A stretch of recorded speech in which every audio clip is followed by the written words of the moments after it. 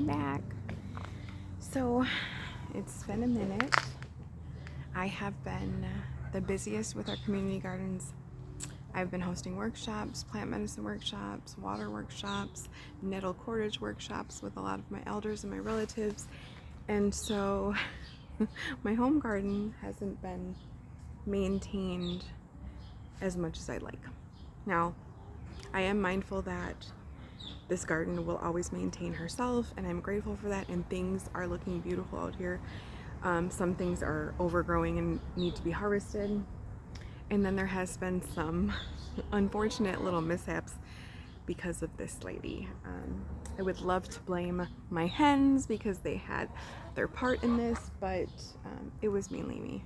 So I'm going to show you. First I'll tell you a little bit, but I have been running like crazy, tending to my business and all of the garden shops and workshops and things that I've been doing. Okay.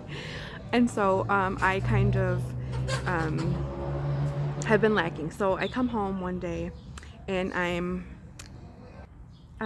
looking out my back garden, and I notice that not one, not two, not three, not four, not five, but all of my hens are outside in my back garden space, from what I can tell, going to town on all of my harvest and all my goodies. So I had just gotten home and I was like in a hurry, and so I run back here and I'm coming to huddle them all in, and I'm shooing them and they're feasting and enjoying life. And so finally I got them all back in, and I look and some of my corn has been munched on. What else? My cabbage had been munched on. My tall marigolds, yep, one of them was chopped. And so yeah, I was a little bit sad, but then right away, you know, I'm like, oh, how did they get out? And it was me. So part of the coop, I don't shut one of the doors where the eggs are all the way. Sometimes they can push out. They usually don't. So I was like, oh, it's kind of hard for me to push it back in. And sometimes when it rains a lot, which it has been, the wood gets warped and it's like kind of hard for me to maneuver. So I left it open, and sure enough, I'm sure one of them was like, hey, this door seems to be open. Maybe we should see what's out the door. And then they all followed. So the wood is a little bit warped now, and so I can't still hook it, but I got a twisty tie until my husband comes to fix things, and it's Father's Day weekend, so I don't want to overwhelm him. But he's a good husband, so I know he'll help when he can. But yeah, so that all happened just recently, but everything else has been going so good. We had some old coffee grounds in the house, and so I just put them in my compost. I've never done that before, like without them being brewed, but we'll see. So it kind of smelled out here like coffee, which is great. I liked it. And yeah, so now I'm going to show you a little bit of what they did. They're naughty, but I love them. And then yeah, they've been loving their run. It's been really good. Let's take a look. Here they are. These are the culprits. Yep, they were enjoying. They've been finding worms in there, which is really nice. They are seeming to love it. So we've been leaving it open actually overnight, which I don't know if that's a great idea because we have had raccoons and possums back here. So, but yeah, so far so good on that. I love it. They love it, which is a plus. Okay, so right there is one of the corns that got munched on. I did put some collards in just to kind of take the place of the other corns that were eaten down to a nub. And then this, yep, that's called a chicken feast. So yeah, this is my little marigold. Well, it was a tall marigold when it started, but now she's a baby. I'm gonna see what she does. I'm gonna leave her in there. So yeah, but all in all, I can't be sad because everything is looking really beautiful. And I know I've done this long enough that I know that garden life is a life of pivoting and being grateful for every moment. And it's a great reminder today and every day. So as much as I was sad that day, I really did turn it around quite quickly. Yeah, so I do want to take a look at a couple other things. So let's go look and chat. This is the lemon balm garden. This has been trimmed down like 3 or 4 times for tea making, and she is still so tall and so beautiful and loving us back for real, because we have been harvesting and harvesting and harvesting. Lemon balm is one of our favorite teas, and so I'm just grateful for her. We will be having to pull some of the spinach because it is getting overgrown and it's going to go to seed soon. I still will use it in smoothies. It really never bothers me in smoothies when it's this overgrown. So I guess that could be a plus, but it does need to be harvested. I don't want to give a full garden tour, but I do want to say that most of our tomatoes are starting to flower, and I am so excited. Look what's growing back. Our chocolate mint is on the rise again.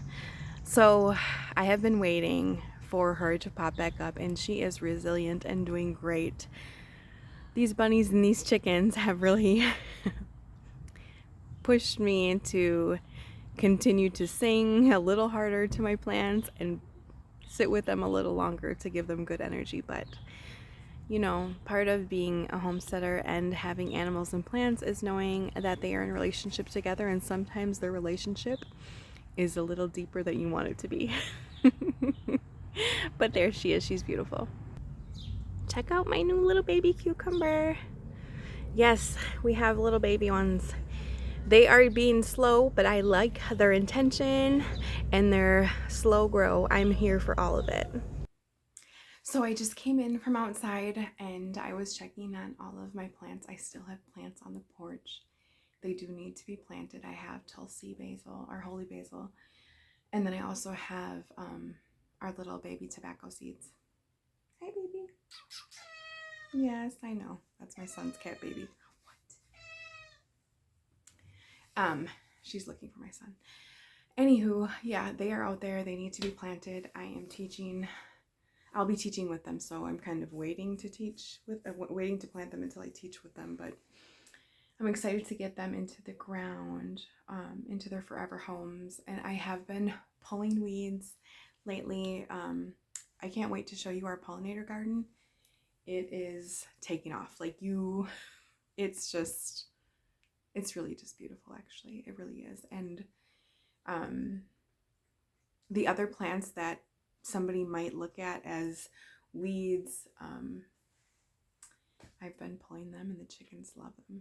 And so it's been really therapeutic to go out there and kind of just enjoy that space as well. But yeah, I'll show you that in the next garden walkthrough, which I'm really excited about because everything is looking really good. So, one of the things that I wanted to talk to you guys about too is succession sowing. So here in Minnesota, we are going to be starting our next round of plants probably in July to go out for fall crops.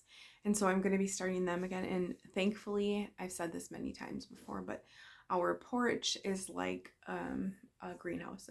It gets so hot and steamy out there, so I can start them without grow lights, and all of that sun just radiates them seedlings and they just grow great. So I will hopefully get to doing videos restarting all of them seeds, and then get ready for seed saving, which is going to be here before I know it, actually.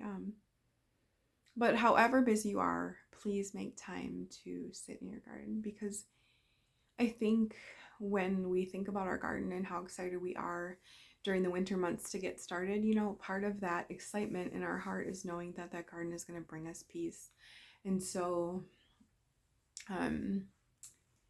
you know, when you're in the thick of it, you're thinking about harvesting and weeds and what needs to happen next and water and disease and all of these things, but you forget like the whole reason you longed for that time is because you love the greenery and the flowers and the growth and the sitting. Please be mindful of that now. I know we all garden, well, most of us garden to harvest, but harvest is not all there is. There's also respite and slow, calm. Yeah. So just think about that when you're getting overwhelmed with the harvest season, which is coming right around the corner. So that's all I wanted to say. I wanted to pop on and say hello. I feel like it's been a minute since I popped on, but yeah, I know everybody is enjoying the summer months and you're probably with your family and friends and enjoying everything. But yeah, take time to be back there or wherever your garden is, even if it's just one plant on your patio.